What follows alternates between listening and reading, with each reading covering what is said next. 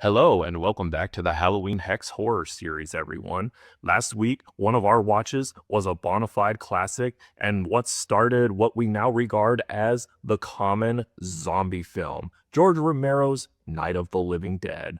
At this point, I don't really need to explain what this movie is about. It is a cherished classic that inspired countless films after it. It's a film very reminiscent of Texas Chainsaw Massacre in you can see what a low budget production it was, but it is still just so effective even today.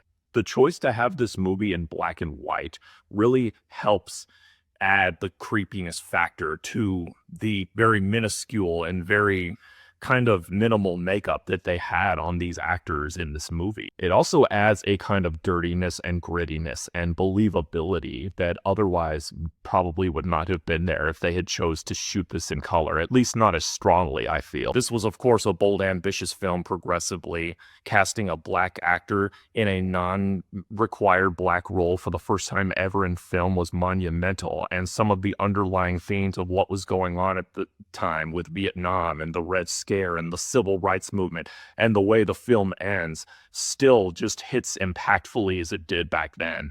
George Romero quoted himself that they wanted to make a horror film with a little more to it, and they definitely did that. And that still reigns true even when you watch this film today. It's so crazy. This little film that they shot in Pittsburgh, then threw in the back of their car and drove to New York City with to see if somebody would show this movie has become what it's become. It is an iconic film. After all this time, it is still creepy and hard-hitting in more ways than one. Yeah, I have nothing else to say, really. Night of the Living Dead is a classic, and it gets a 9.7 out of 10.